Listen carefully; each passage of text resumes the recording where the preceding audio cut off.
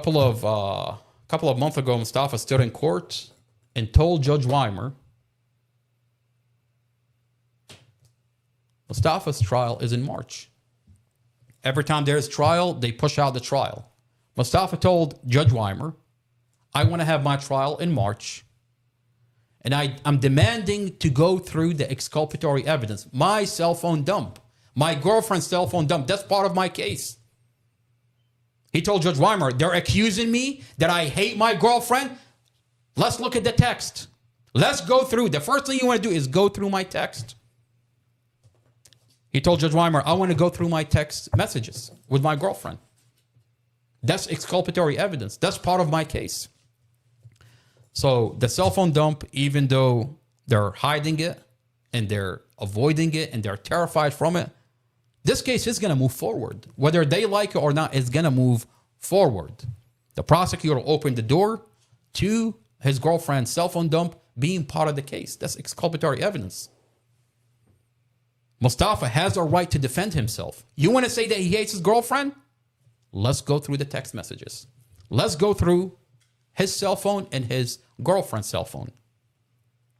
You know, a video that went viral is demanding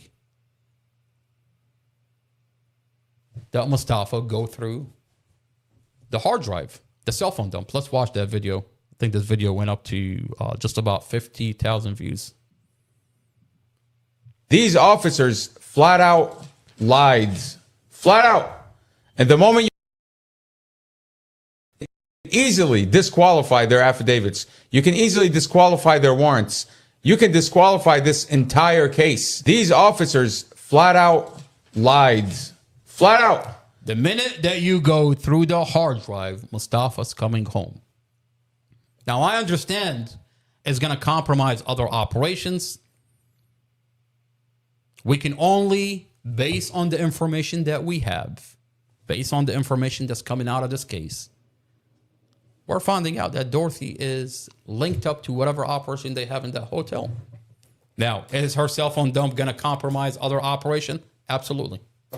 Is it possible that the FBI moved in and wrapped up whatever they've got going on with that hotel off of Dumfries Road because Mustafa's trial is coming up? Absolutely. Because Mustafa's trial is moving forward. And that cell phone dump is going to be part of his case. And once that is done, once you put Mustafa's girlfriend's cell phone part of the case, obviously he's going to compromise whatever confidential informant that the FBI has with watching that hotel off of Dumfries Road. I want to ask if Mohammed has anything he wants to add before we end the podcast. I think we covered a lot. We covered a lot on this podcast.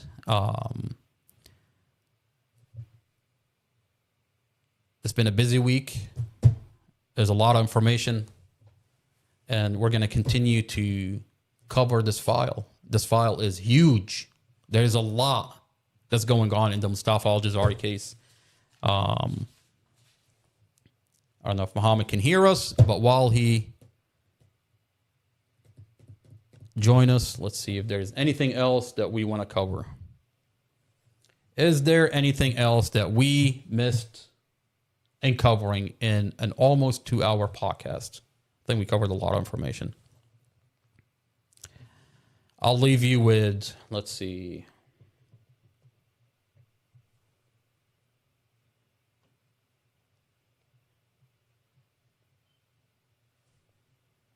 This is Kylie Clapp in a forensic interview after sitting there talking about that her dad made her be in that forensic interview. The same dad that works for the strip club that has a problem with Mustafa. After the forensic interviewer got done, she leaves the room, and this is what Kylie does. And if that's not disturbing. Let me go real quick, okay? And I'll come right back, all right?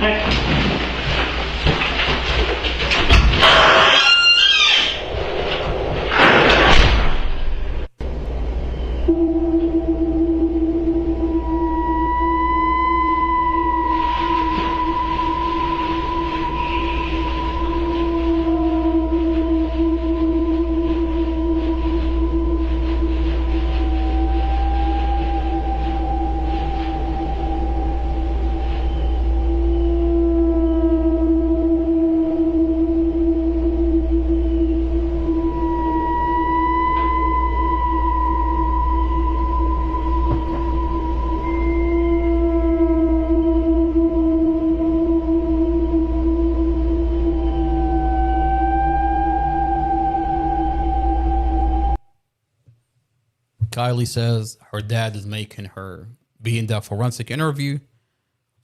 Kylie creates these stories, lie about Mustafa, essentially. And we're going to make multiple podcasts going through the forensic interview of Kylie Clapp. Kylie Clapp contradicts herself. She would say one thing about Mustafa, and then she says something completely opposite. And really, the forensic interview is all you need to find out what is going on in the Mustafa Al-Jazari case. Kylie Clapp contradicts herself. And then she tells you, my dad made me come here. Well, who's your dad, ma'am? Who is your dad? Oh, the guy that hates Mustafa, the club owner. And then when the forensic interviewer leave, she started laughing, like mission accomplished. Well, I would say mission is not accomplished. We have the ex-boyfriend says that you're going around asking to unalive Mustafa.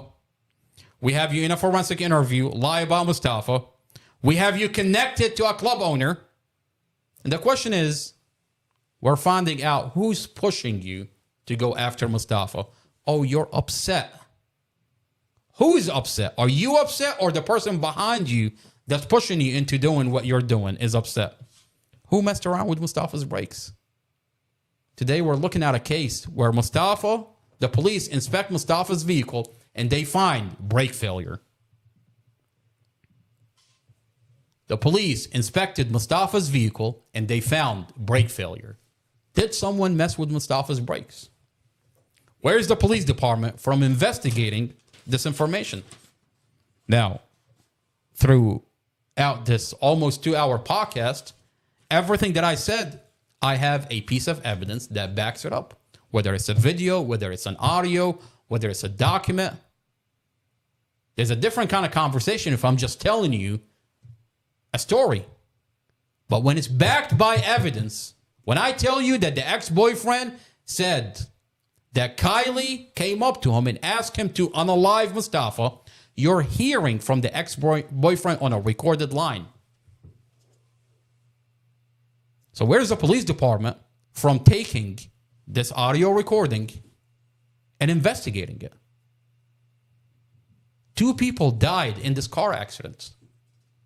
Mustafa was helicoptered to the hospital, woke up out of a coma to his family dead in a car accident. And the police are finding brake failure.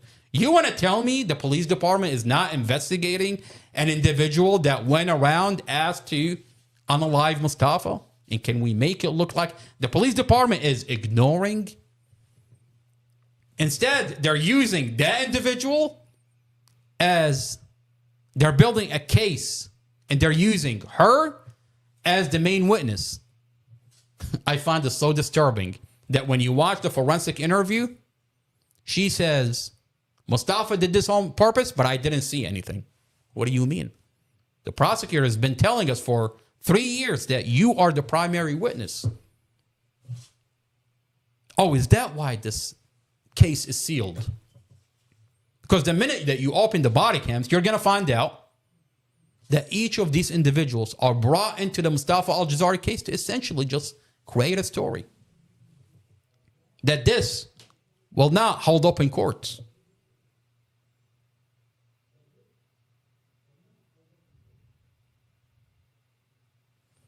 We're going to continue to investigate what is going on in the Mustafa Al-Jazari case. We're going to continue to ask questions. And we're going to shed light on what they're hiding in this file. 3 years in solitary confinement without a trial. 3 years. And now you find out that there are details coming out of this case that's connected to a whole entire other operation. How is that fair for Mustafa? I mean, that's a really good question. How is that fair?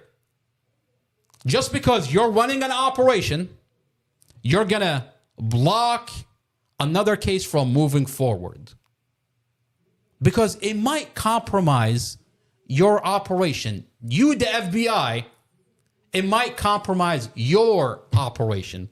So you're going to let someone sit in solitary confinement until you're done. That you no longer have that piece of information compromise your other confidential informants. How is that fair? I want to thank everybody for being here. This is not another boring podcast. Don't forget to share the podcast. Don't forget to hit the like button. Share the podcast on your Facebook. NBC4, Julie Carey is helping this police department lie about the Mustafa Al-Jazari case. But that's gonna, I'll tell you what Julie Carey has done with NBC4 is 3 things that she can't run away from legally. She hid the fact.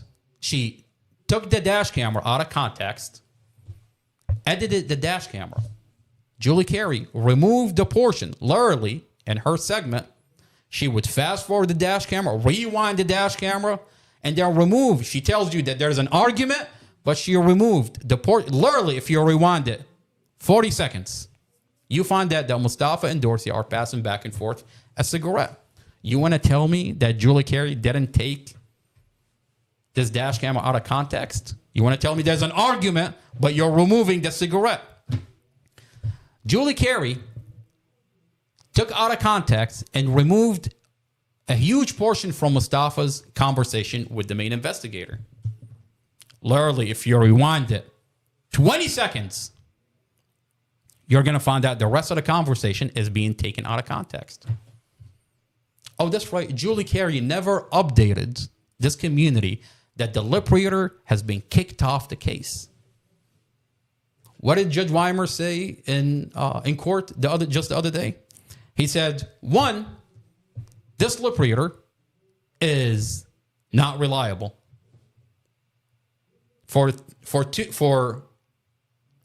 He's been telling us, this lip reader has been telling us that Dorsey said this, Dorsey said that, and then it turns out that this lip reader is, his whole entire background is not in lip reading. So he's not reliable to begin with. And then 2, Judge Weimer ruled, he said, there is no way that we, by law, can have a lip reader on a case. It never happened, and it's not going to happen.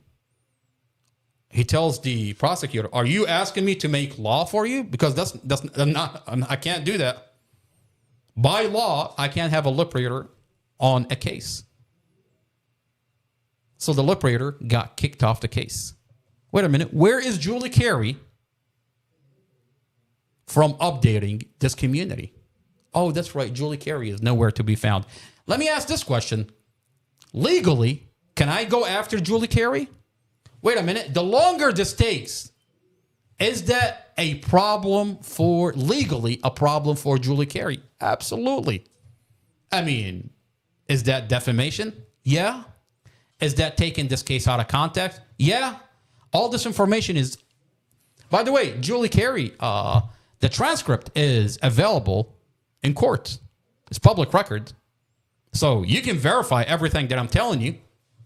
You don't need me to tell you that. And this community is watching.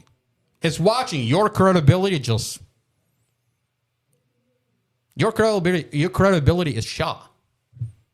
You have no credibility in this community. They're watching you lie for the police department. I mean, we're watching the dash camera that you took out of context.